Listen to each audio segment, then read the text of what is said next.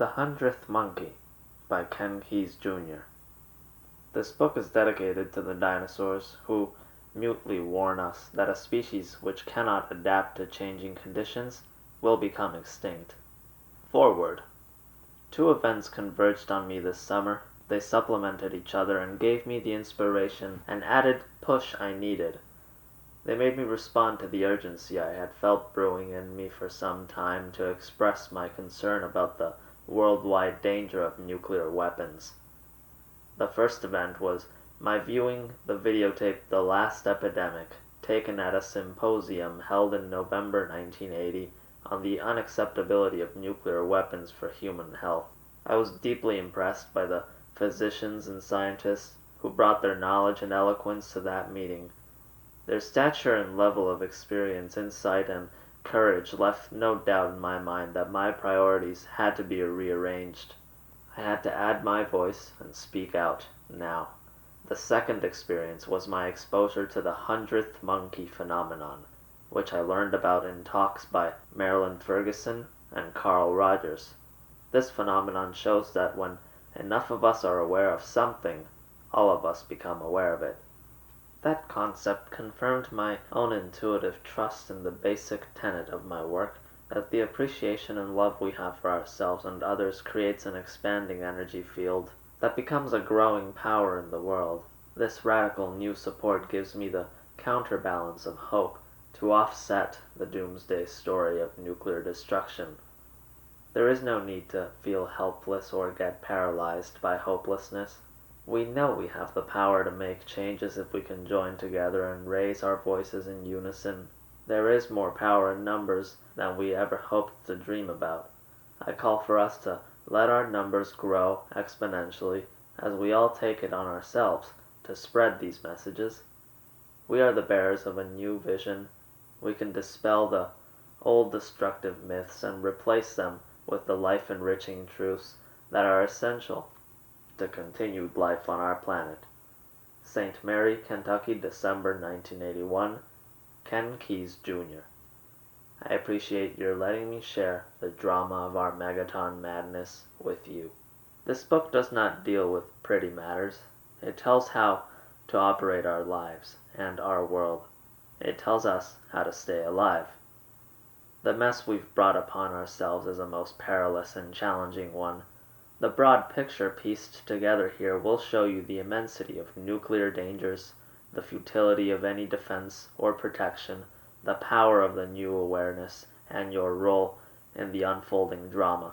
There is a phenomenon I'd like to tell you about. In it may lie our only hope of a future for our species.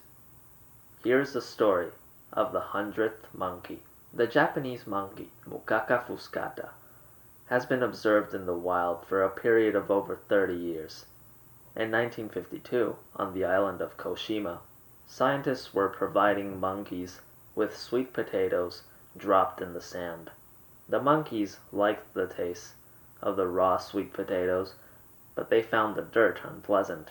An 18-month-old female named Imo found she could solve the problem by washing the potatoes in a nearby stream. She taught this trick to her mother. Her playmates also learned this new way, and they taught their mothers too. This cultural innovation was gradually picked up by various monkeys before the eyes of the scientists. Between 1952 and 1958, all the young monkeys learned to wash the sandy sweet potatoes to make them more palatable. Only the adults who imitated their children learned this social improvement. Other adults kept eating the dirty sweet potatoes. Then something startling took place. In the autumn of 1958, a certain number of Koshima monkeys were washing sweet potatoes. The exact number is not known. Let us suppose that when the sun rose one morning, there were 99 monkeys on Koshima Island who had learned to wash their sweet potatoes. Let's further suppose that later that morning, the 100th monkey learned to wash potatoes. Then it happened. By that evening, almost everyone in the tribe was washing sweet potatoes before eating them. The added energy of this 100th monkey somehow created an ideological breakthrough. But notice, the most surprising thing observed by these scientists was that the habit of washing sweet potatoes then spontaneously jumped over the sea. Colonies of monkeys on other islands and the mainland troop of monkeys at Takasaki-yama began washing their sweet potatoes. Thus, when a certain critical number achieves an awareness, this new awareness may be communicated from mind to mind. Although the exact number may vary, the hundredth monkey phenomenon means that when only a limited number of people know of a new way, it may remain the consciousness property of these people. But there is a point at which, if only one more person tunes in to a new awareness, a field is strengthened so that this awareness reaches almost everyone. The experiments of Dr. J. B. Rhine at Duke University repeatedly demonstrated that individuals can communicate private information to each other even though located in different places. We know now that the strength of this extrasensory communication can be amplified to a powerfully effective level when the consciousness of the 100th person is added. Your awareness is needed in saving the world from nuclear war. You may be the 100th monkey. You may furnish the added consciousness energy to create the shared awareness of the urgent necessity to rapidly achieve a nuclear-free world.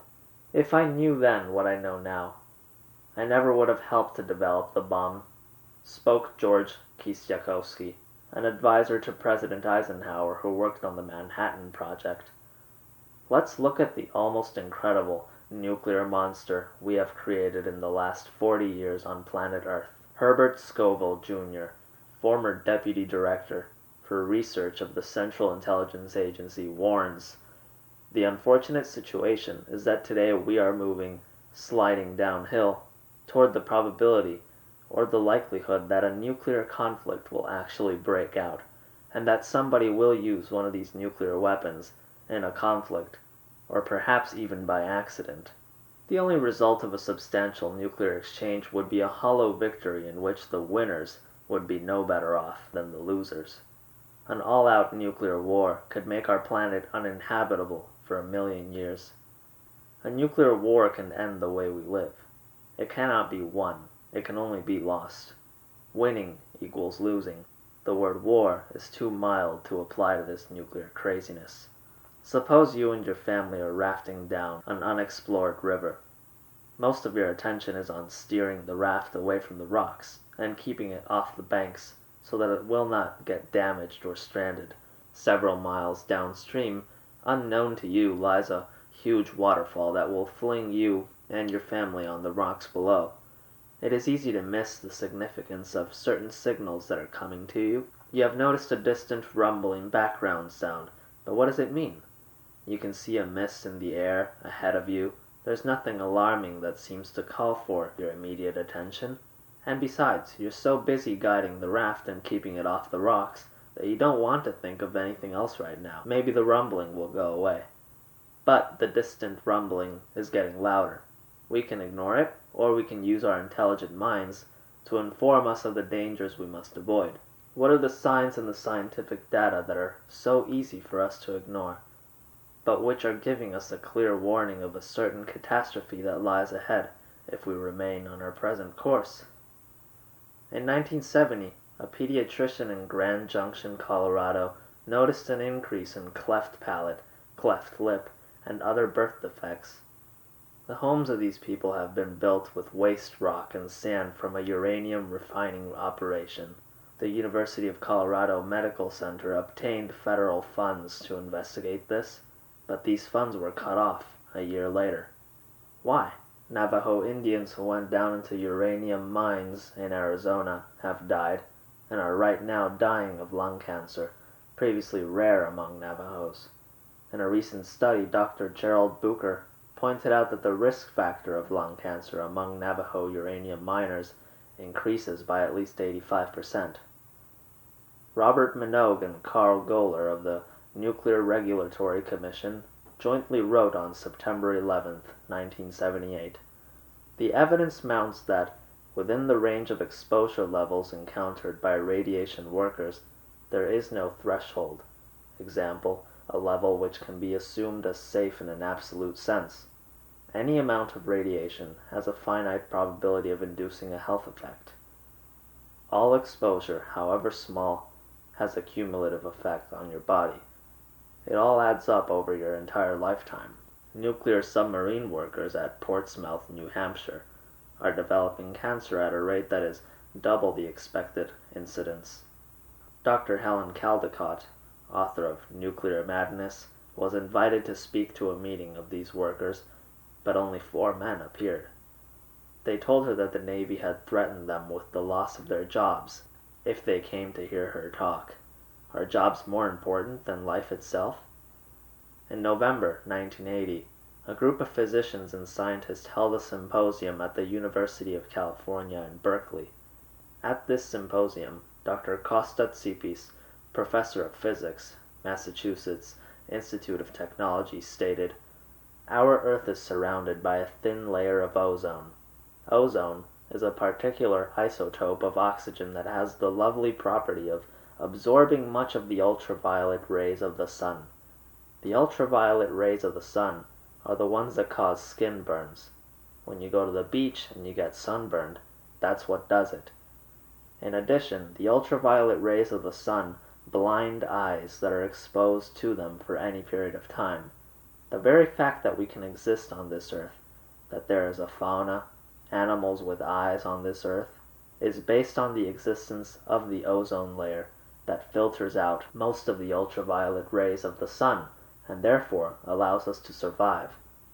What happens when a nuclear weapon explodes is that a very large number of nitrogen oxides are generated by the radiation that flies out from the explosion. As a matter of fact, a 1 megaton weapon will generate 10 to the power of 32 molecules of nitrogen oxides. These molecules are lifted up together with the fireball and reach for a 1 megaton weapon the altitude of, say, 50, 60, 70,000 feet, where the ozone is. At that point, these molecules will start eating up the ozone, literally, taking it away from circulation for long periods of time. It is a very complex photochemical process, but we know that it occurs. The National Academy of Sciences felt quite sure to state that if you have exploded in a very short period of time 50% of the weapons that will be available in the arsenals of the Soviet Union and the United States by 1985, this simultaneous explosion will create enough nitrogen oxides to take out 50 to 70% of the ozone layer above the northern hemisphere, and 30 to 40% of the ozone layer in the southern hemisphere, because we assume that all of these explosions will take place in the northern hemisphere. The latest word out of the scientific laboratories is that a 20% depletion of the ozone layer will allow enough ultraviolet to come to Earth that it will blind all unprotected eyes. Now we can all wear glasses, but the animals and the birds will not wear glasses, and they will all be blinded and they will all eventually die. And this is the largest scale ecological catastrophe that one can imagine, that all the fauna on the earth will be blinded and eventually die. I can think of nothing else that is a more massive ecological dislocation, to use a mild word. The entire ecosystem will collapse, because if we don't have insects, for example, to pollinate the flowers, we won't have fruit. The whole thing collapses, and that is what will happen, most probably, if only 50% of the weapons in the arsenals of the 2 superpowers in 1985 were to be exploded within a few days in a nuclear war. Massive ecological dislocation will not be your problem if you're near a bomb when it goes off. If you're within a few miles of a nuclear detonation, you'll be incinerated on the spot, and if you survive the blast, what does the future promise? The silent but deadly radiation, either directly or from fallout, in a dose of 400 rems could kill you within 2 weeks. Your hair would fall out, your skin would be covered with large ulcers, you would vomit and experience diarrhea, and you would die of infection or massive bleeding as your white blood cells and platelets stopped working. If you have less exposure to this deadly radioactivity, you may develop leukemia in 5 years. Hiroshima survivors were 30 times more likely to have this fatal disease than the unexposed population. A smaller amount of exposure sets you up for cancer in 12 or more years. Even a tiny invisible particle of plutonium is so radioactive that it can cause cancer or alter your genes so that your children may be deformed at birth. Plutonium has been called thalidomide forever. Uranium, mined from the earth, is converted by a processing facility or a nuclear power plant into plutonium, strontium-90, and many other dangerous radioactive poisons. Plutonium is used in making high-yield nuclear bombs. It has a half-life of 24,400 years and is poisonous for at least 500,000 years. Dr. Helen Caldicott writes, "As a physician, I contend that nuclear technology threatens life on our planet with extinction. If present trends continue, the air we breathe, the food we eat, and the water we drink will soon be contaminated with enough radioactive pollutants to pose a potential health hazard far greater than any plague humanity has ever experienced. Unknowingly exposed to these radioactive poisons, some of us may be developing cancer right now. Others may be passing damaged genes, the basic chemical units which transmit hereditary characteristics, to future generations, and more of us will inevitably be affected unless we bring about a drastic reversal of our government's pro-nuclear policies. We are about to drown in nuclear sewage. We now have about 100 million gallons of dangerous radioactive effluents that no one knows what to do with, and it's globally increasing at a catastrophic rate. There is no way to safely dispose of this extremely dangerous, corrosive, radioactive garbage in leak-proof containers that will be continuously protected by competent guards, free from war, earthquakes, floods, and tornadoes, for hundreds of thousands of years. What right have we to burden future generations with this ever-increasing threat to their well-being? We conducted over 70 nuclear bomb tests around the Marshall Islands between 1946 and 1963. Each mushroom cloud scattered trillions of plutonium atoms throughout the world. Let's suppose just one particle of plutonium landed in a forest near you. It could rest on a limb of a tree, be stirred up in the air, and inhaled by a bird. This single plutonium particle could create a radiation-induced disease in the bird, who would die prematurely. Suppose the dead bird decomposes in a field, and when driving by, you breathe dust that contains this invisible bit of plutonium. This particle of human-made plutonium could ruin the genetic regulating mechanism in one of your cells that prevents wild cancerous growth. Your body could then begin producing cancer cells. It's a matter of probability and risk, not certainty. And this same deadly plutonium atom could escape from your remains and be recycled with bad news consequences for the next 500,000 years. All of us, particularly the inhabitants of the northern hemisphere, carry some plutonium in our lungs and other organs, according to Dr. John T. Edsel, professor of biochemistry at Harvard. The Savannah River nuclear plant, according to Dr. Carl Johnson of the Medical School of the University of Colorado, may have already polluted 1,000 square miles of Georgia and South Carolina with plutonium. A 1975 study found that more than 10,000 pounds of this deadly chemical are thinly dispersed in the Earth's atmosphere. Your precious body is probably already carrying this hidden handmaiden of genetic ruin and death. Let's make sure that we don't get additional doses. We've already trapped ourselves in a small degree of irreversible nuclear damage. To avoid further harm to ourselves and our children, the people of the world must somehow avoid further nuclear insanity. 1 million tons of TNT is known as a megaton. A grand total of over 3 megatons of non-nuclear explosives were used in World War II from 1941 to 1945. Today, nuclear bombs up to 20 megatons each are poised for action. Only one of these could destroy a large city and make the land dangerous for eons.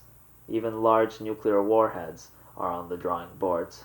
Dr. Bernard Feld, professor, MIT, and the editor-in-chief of the Bulletin of the Atomic Scientists, said, "Sometime later in this decade, military plans which are being seriously discussed now by the military establishments on both sides would lead to an immediate exchange in a nuclear war of something between 10,000 and 20,000 megatons each. The fallout in the United States would be total. That is to say, there would be no areas, really, that could escape.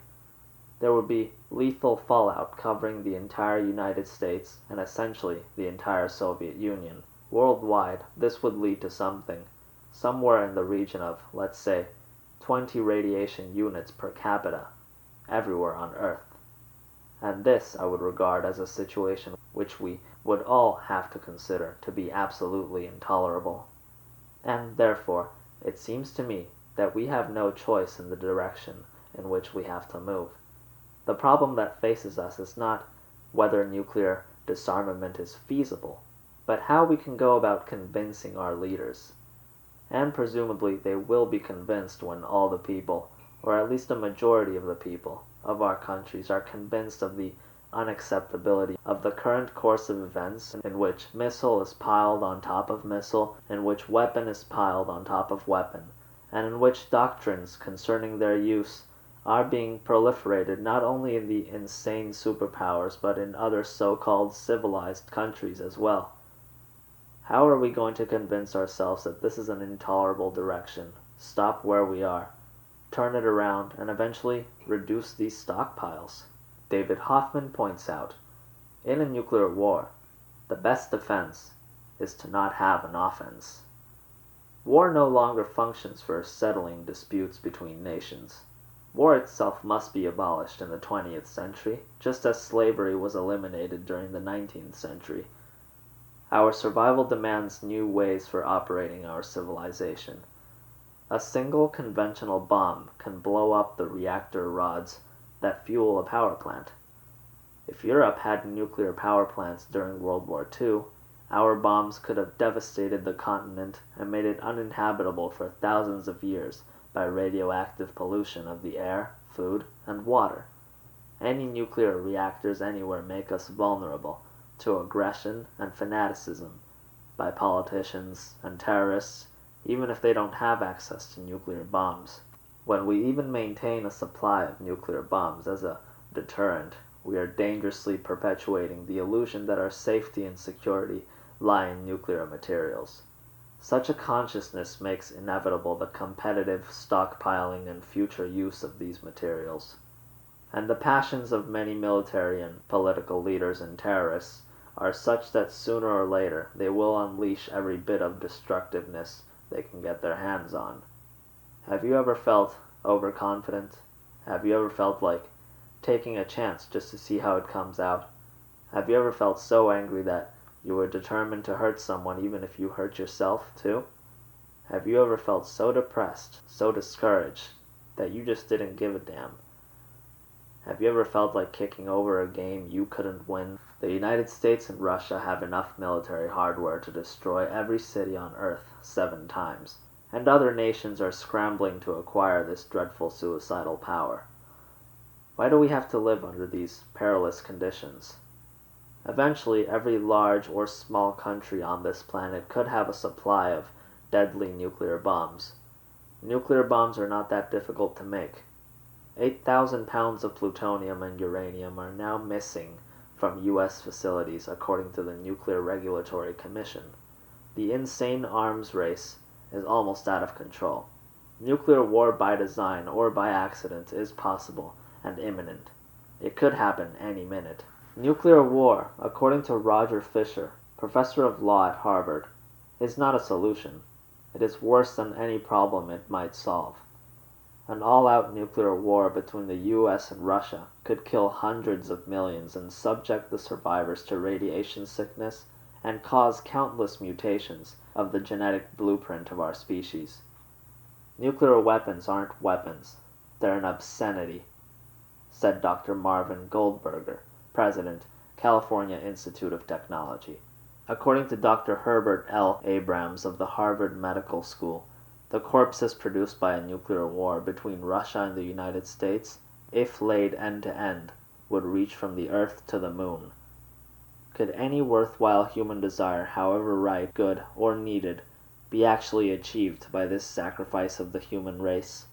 Rear Admiral Jean R. LaRocque, United States Navy, retired, suggests that a nuclear war may be started by mechanical mishaps and electronic and personal errors. One of our strategic submarines, the George Washington, ran right into a Japanese ship just a few months ago and sank it.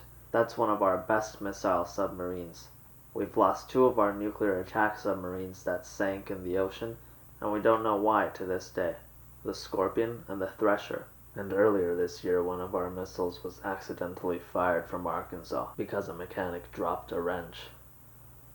We've had several incidents where nuclear weapons have literally fallen out of airplanes, literally just fallen through the bomb bays. Probably the most interesting one is the one that fell out of a strategic bomber in the Carolinas some years ago, landed in Carolina in a swamp, and they looked all over for that nuclear weapon. We haven't found it yet. Daniel Ellsberg, who was an assistant to former Secretary of Defense McNamara, reminds us of an accident in 1961 when an Air Force plane carrying a 24-megaton bomb crashed in North Carolina. On crash impact, 5 of the 6 interlocking safety mechanisms on the bomb failed. Only one switch kept the bomb from unleashing the equivalent of 1,000 Nagasaki-type explosions. We've been so lucky so far. A Russian airplane carrying a nuclear weapon crashed in the Sea of Japan. U.S. submarines carrying nuclear missiles have collided with Russian ships. By mistake, we dropped on Spain 4 plutonium bombs, which fortunately did not explode. Oops. So sorry. The failure of a 46-cent computer part has produced a false signal that Russian missiles were on the way. On November 9, 1979, a reportedly fail-safe computer responded to a War Games tape by turning on all American early warning systems around the world. On June 3rd and again on June 6, 1980, computer errors in our warning system began a rapid chain of events that could have ruined the planet. You and I may have been only minutes from nuclear death when these technical errors were spotted. What if an error is not detected within minutes? Up until the last half of this century, civil defense was usually protective against ordinary bombs. With less than 30 minutes warning of a missile attack, we can forget it. The firestorm of a nuclear missile will turn most underground shelters into crematoriums anyway. Today, protective measures are ineffective and ultimately futile. Nuclear bombs are so hopelessly devastating that at the November 1980 Conference of the Physicians for Social Responsibility, Dr. H. Jack Geiger said, "It is my belief that any physician who even takes part in so-called emergency medical disaster planning, specifically to meet the problems of nuclear attack, is committing a profoundly unethical act. He is deluding himself or herself, colleagues, and by implication the public at large, into the false belief that mechanisms of survival in any meaningful social sense are possible." Albert Einstein warned, "We must never relax our efforts to arouse in the people of the world, and especially in their governments, an awareness of the unprecedented disaster which they are absolutely certain to bring on themselves unless there is a fundamental change in their attitudes toward one another, as well as in their concept of the future. The unleashed power of the atom has changed everything except our way of thinking. Nothing is worth playing Russian roulette with the journey of Homo sapiens. As you and I live out our lives and set up the way for future generations, let us resolve to avoid nuclear destruction.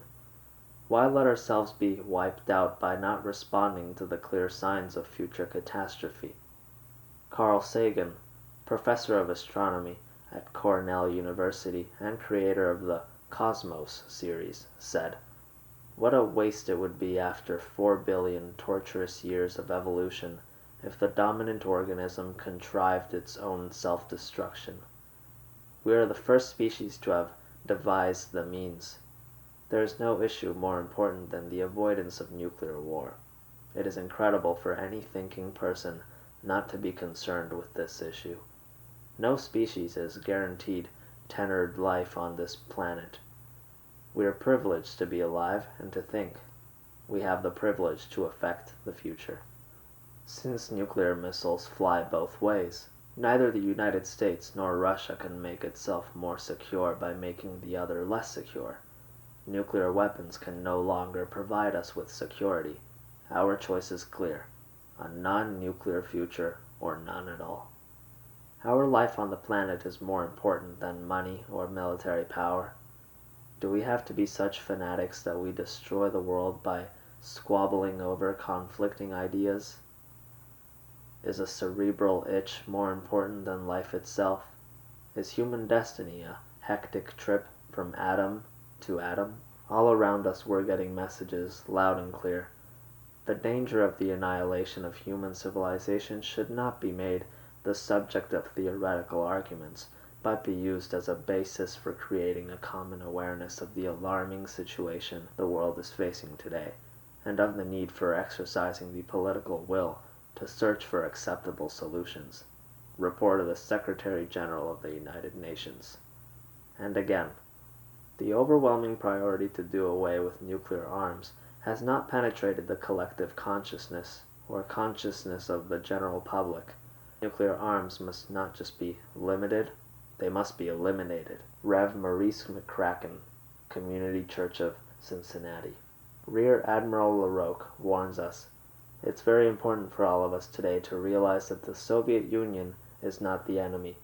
Nuclear war is the enemy. We're going to have to learn to live with the Russians, or we and the Russians are going to die at about the same time. So urgent is the situation that we must shortcut through our usual ways of thinking. Humanity and world peace must be given priority above everything else. As individuals, we must act affirmatively and stop supporting the drift toward nuclear holocaust. Dale Brittenbow, Richard Hubbard, and Gregory Minor took their stand and resigned from highly paying positions as nuclear engineers at General Electric on February 2, 1976. They told the Joint Committee on Atomic Energy, "When we first joined the General Electric Nuclear Energy Division, we were very excited about the idea of this new technology, atomic power, and the promise of a virtually limitless source of safe, clean, and economic energy for this and future generations. But now the promise is still unfulfilled. The nuclear industry has developed to become an industry of narrow specialists, each promoting and refining a fragment of the technology, with little comprehension of the total impact on our world system.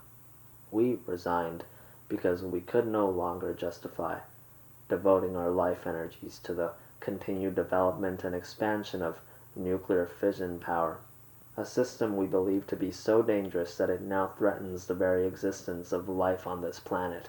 The problem of nuclear poisoning of the planet can only be solved by educating the people on Earth about the nuclear facts of life. The people of Russia and United States and all other countries can be made aware of the nuclear peril. When the people of the Earth know the facts, they will not want to live poised on the brink of nuclear annihilation. The war planning process of the past has become totally obsolete. Attack is now suicide," said Thomas J. Watson, Jr., former ambassador to the Soviet Union and president of IBM. Watson warns us against the illusion that we cannot sign treaties with the Russians because they systematically violate them. Let us be clear about this. There are major differences between our two countries. Soviet values are diametrically opposed to ours. Contention between us on a global scale is a fact of life. Suspicion is the keynote of our relations. But having said that, let me add this on the evidence. The Soviets do keep agreements provided each side has an interest in the others keeping the agreement, and provided each side can verify compliance for itself. In 1958, a Russian nuclear installation exploded at Kishtim. Radioactive clouds devastated the countryside for hundreds of miles. This area of the Ural Mountains is now a wasteland that cannot be inhabited for millennia. It's interesting to note the U.S. government hid this CIA report for almost 20 years. It only came to light in 1977 under the Freedom of Information Act. In 1981, George Kennan, former ambassador to Moscow and one of our foremost authorities on Russia, called for immediate, across-the-board 50% reductions in all kinds of nuclear arms as a first step by both sides.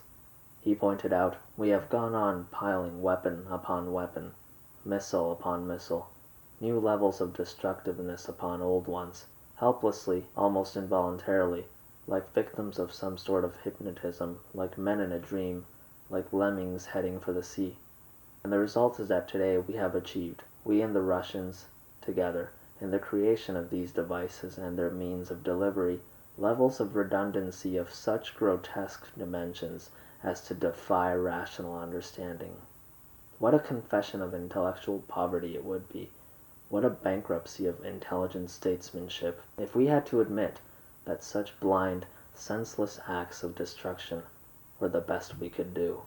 Dr. Jim Muller of the Harvard Medical School reports that, in March 1981, at a conference held by the International Physicians for the Prevention of Nuclear War, Dr. Yevgeny I. Chazov, Deputy Minister of Health of the USSR and cardiologist to Chairman Brezhnev and other Kremlin leaders, revealed that he had spent 35 minutes on national Soviet television discussing the medical consequences of nuclear war.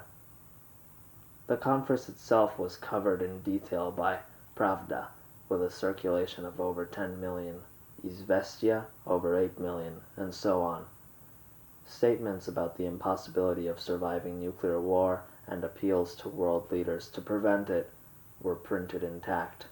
Dwight D. Eisenhower, who served as a 5-star general in World War II and who also served as President of the United States, could speak as one who has witnessed the horror and the lingering sadness of war, as one who knows that another war could utterly destroy the civilization which has been so slowly and painfully built over thousands of years. In 1953, Eisenhower said, "Every gun that is made, every warship launched, every rocket fired, signifies in a final sense a theft from those who hunger and are not fed, those who are cold and not clothed. This world in arms is not spending money alone, it is spending the sweat of its laborers, the genius of its scientists, the hopes of its children." By 1959, this general and statesman said, "I like to believe that people in the long run are going to do more to promote space than our governments.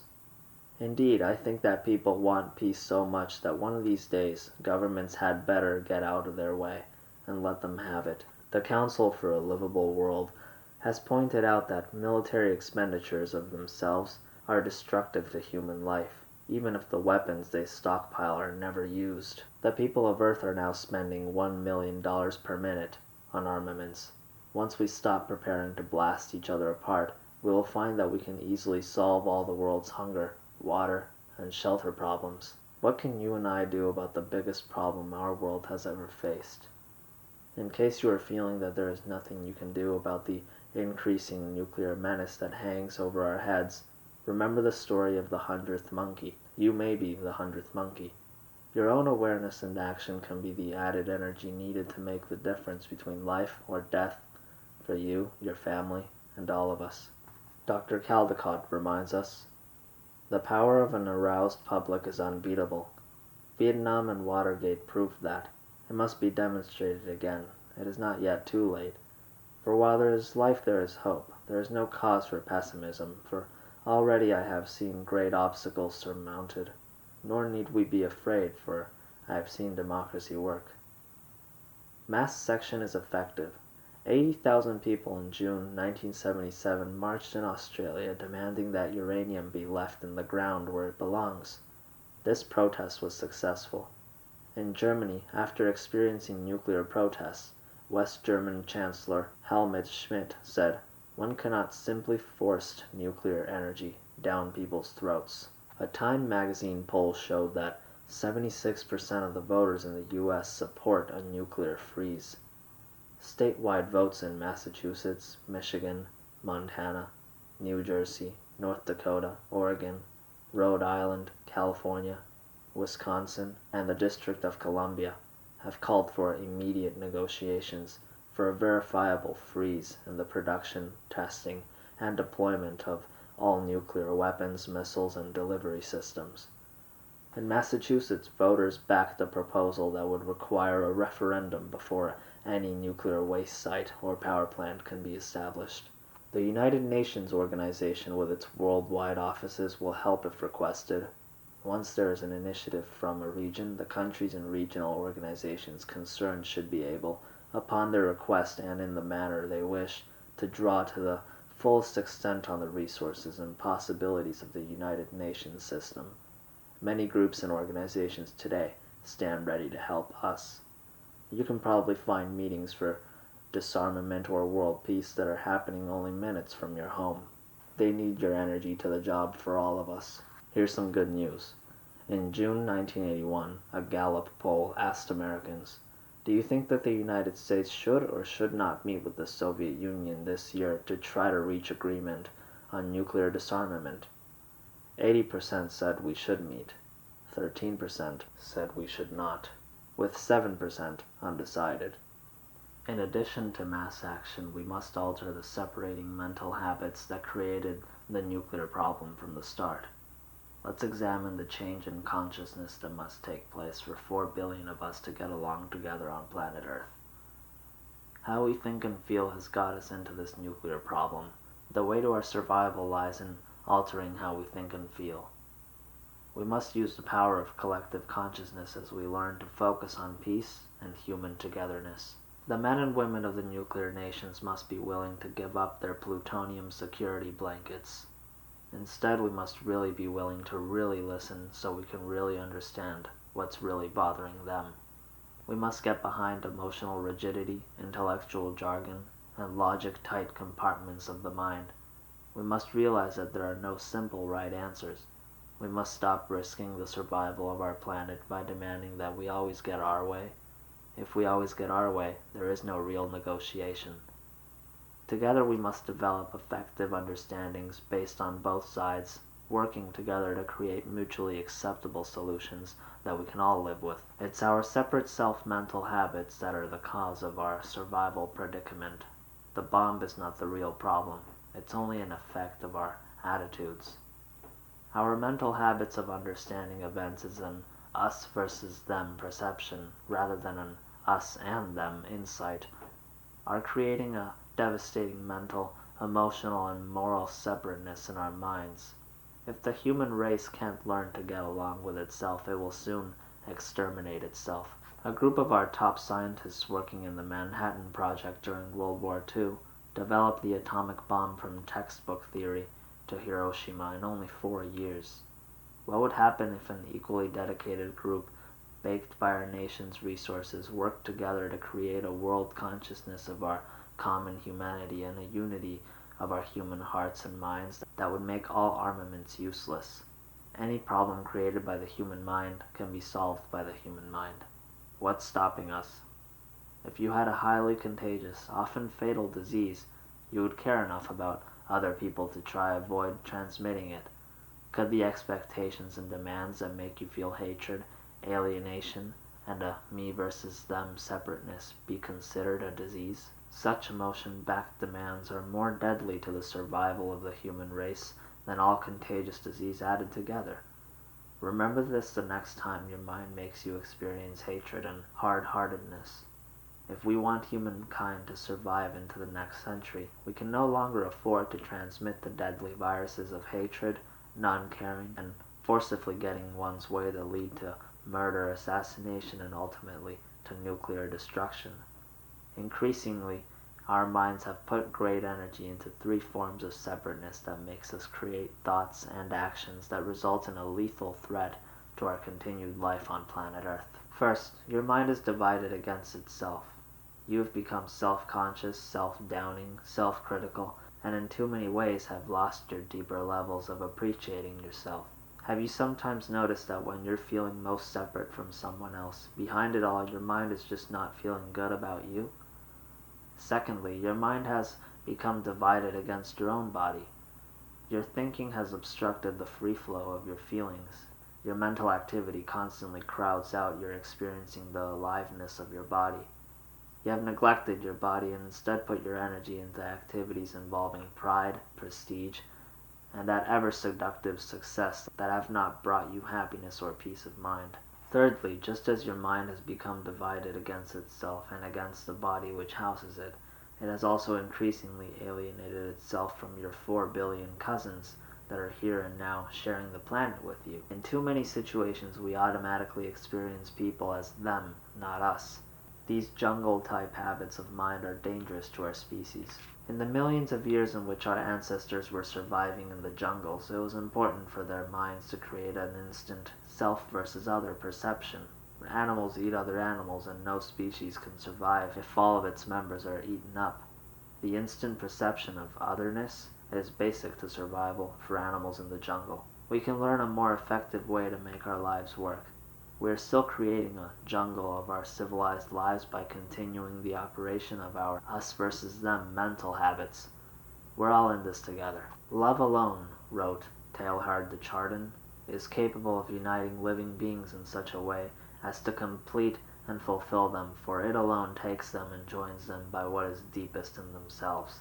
Understanding, cooperation, and love are the keys to human survival. A problem I find in trying to go from the separate self to the consciousness of my unified self is that my ego operates on the illusory programming that in order to like or love you, I must like or love everything you do or say. I identify with your thoughts or your actions. I lose sight of the fact that your thoughts and actions just reflect your life experiences and your training. I may crystallize my mind against what you do or say and fail to notice your good intentions, which usually are just like mine. Even if you drop a bomb on me, your purpose is to settle arguments and create peace. There are good intentions, just like mine. You just need a more effective way to realize your positive intentions. A stereo set is not the record it plays. If a record is scratchy, we don't throw out the stereo set. All we have to do is change the record. We don't have to reject a human being because we don't like his or her programming. We can just make it clear that we like the person, but we don't like a particular action. And our thoughts and actions can change because they're not us in our essence. I have the direct experience that in my essence I am something apart from the mental habits that spin out of my personality in the current soap opera of my life. Thus I can dislike a person's behavior and still feel that this is a human being who, like me, is just trying to make life work using the programming we picked up when we were young. Your thoughts and actions are only a set of mental habits in a state of flux as you evolve from stage to stage of your life's growth. All of us have done mean, sloppy, and uncaring things that we wish we hadn't done. I always hope that you won't identify me with the things that I've done that were unskillful responses to life situations. The mind can be trained to nurture a me and you consciousness in which patience and understanding will compassionately harmonize the flow of our activities so that we all want to help each other work things out. We can develop an awareness that things aren't problem-free for me until they're problem-free for you. This applies equally to relationships between individuals or between countries. When I create my experience of you, I may forget that you are not your thoughts or actions. I don't know you from inside, as I experience myself. I may forget that in every important way you are like me. You have a human heart that feels pain and warmth, sadness and happiness. In your essence and in your intentions you are basically good, just like me. And my ego is often too ready to treat as important all the differences that my mind notices: lifestyle, skin color, social status, educational background, our differing ideas and opinions, and so on, and on and on. When I continually magnify these outward signs, I create the experience that you are really different from me. It's time we begin to realize that you and I are far more alike than we are different.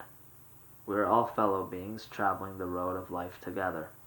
We don't live in isolation. We are all interconnected. We all live in one world. We are affected by a lack of harmony of any type anywhere on the planet, even if we're not consciously aware of it. We are not separate. What we say and do can affect the well-being of all of us. We know that our health may be affected if we live among diseased people. What we are beginning to learn is that our peace of mind may be affected if we live among disturbed people. Our happiness may be affected if we live among unhappy people. Our love may be affected if we live among clashing, unloving people. And even the future of our species is affected if various nations are stockpiling nuclear devices designed to destroy each other. The nuclear nations today have created a total of 50,000 nuclear devices, each of which is an expression of the consciousness of the separate self. These dangerous toys enable some children of Earth, pompously playing the roles of military and political leaders, to kill fellow humans in other nations. We pay a horrendous price for this separate self, this me versus you jungle-type consciousness. No matter what illusions may dominate our minds, nuclear devices are suicidal for our species. Any perception that our lives are an us versus them matter is an illusion and can only create alienation, unhappiness, and perhaps death. If our species is to survive, it must replace the illusions of separateness with the emotional experiences of acceptance, cooperation, and togetherness. Instead of you versus me, it must become you and me on this planet together.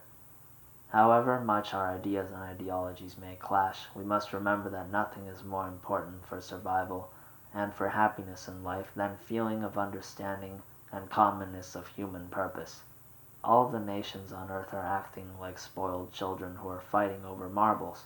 Children forget that their happiness comes not from possession of the marbles, but from the fun of playing together, and from creating the great adventure of life together. We can learn to keep our squabbles within bounds.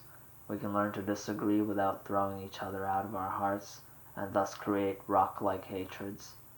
We can become skillful at changing the desire systems in our minds. Whatever we expect to get by creating hatred and separateness, even if justified, is always purchased at far too great a price. Human love, our heart-to-heart love, is more valuable than anything else. If we have this, we have enough. Without this love in our hearts, nothing else will be enough. Kierkegaard said, "To love human beings is still the only thing worth living for. Without that love, you really do not live." Let's not ruin our future because of anything that happened in the past. Let us challenge our present approaches and rethink old assumptions.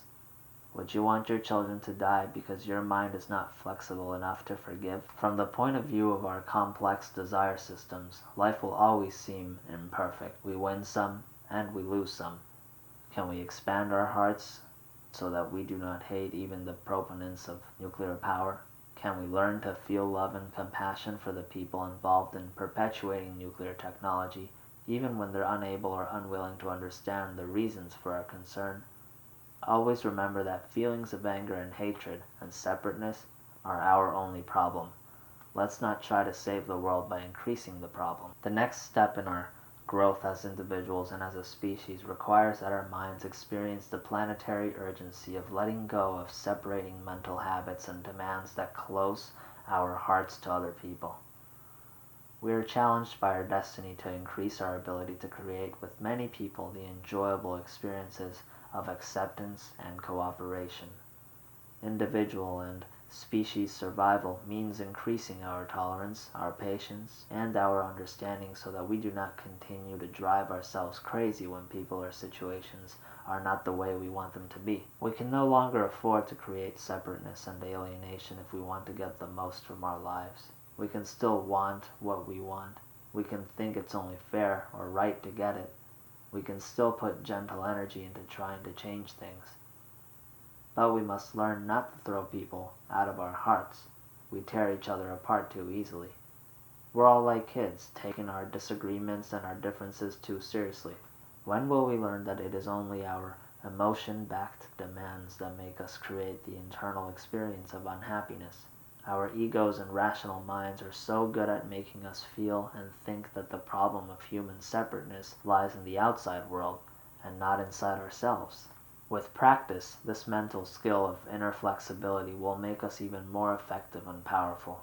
It takes a strong person to be able to lovingly but directly communicate what he or she wants to someone who disagrees and acts hostile. You will increase your skill in helping the world when you learn to be mentally flexible. This means being able to constantly blend back into creating an experience of life as a whole with appreciation, cooperativeness, and love for the people around you, even when they oppose you. We haven't yet become effective at operating our minds and our emotions to create that subtle blend of both head and heart that lets us use our treasure chest of inner wisdom. This wisdom is kept tightly locked up when our egos and minds run off the tapes that continually create the illusion of separateness.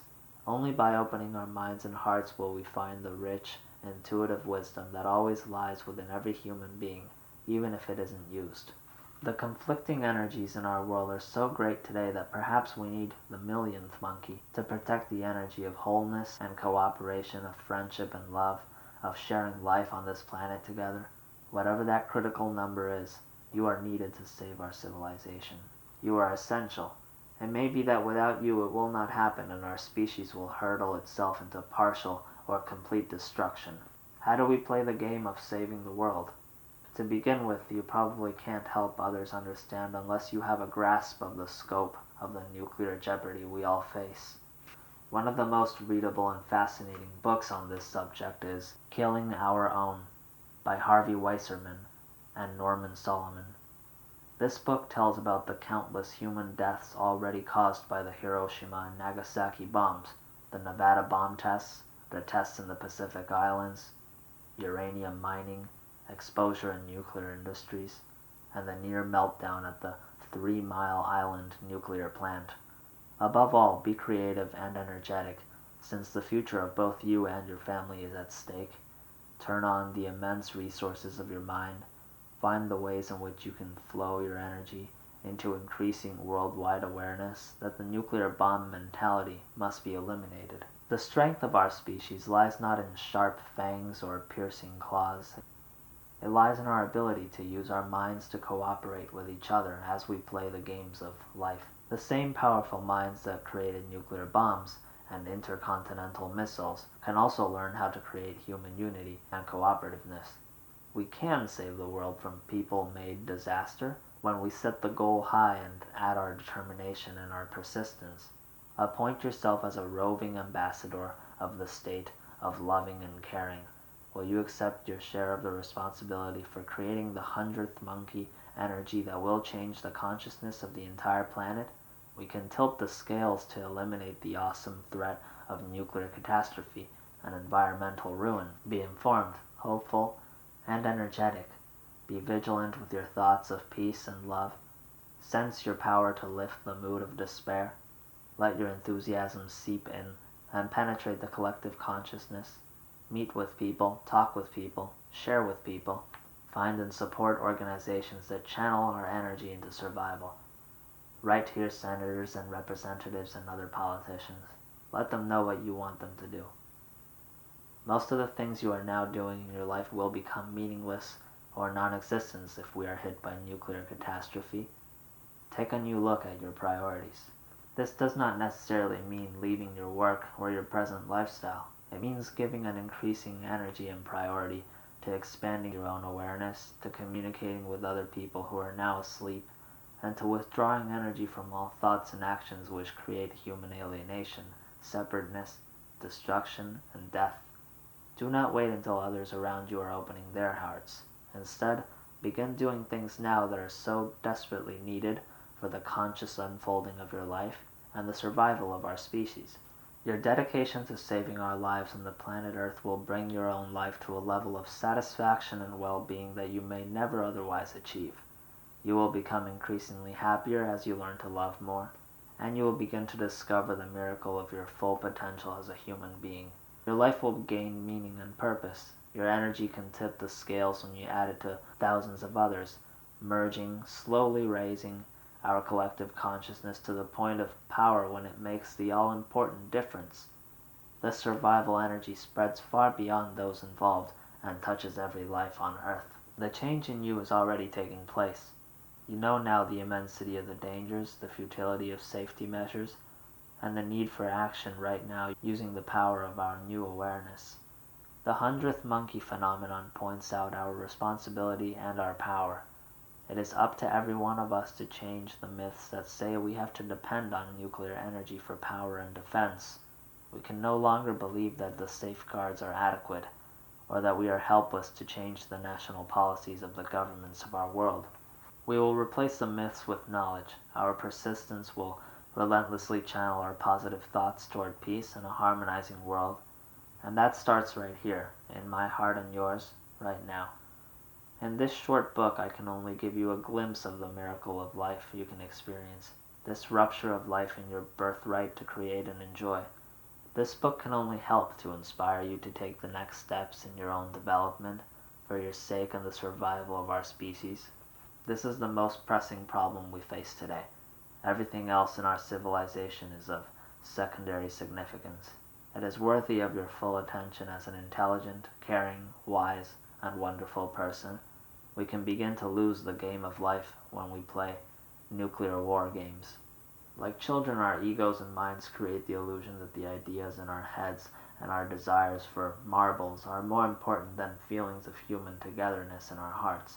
We cannot afford to play such enthusiastic games with loaded nuclear pistols anymore. The marbles just aren't worth it.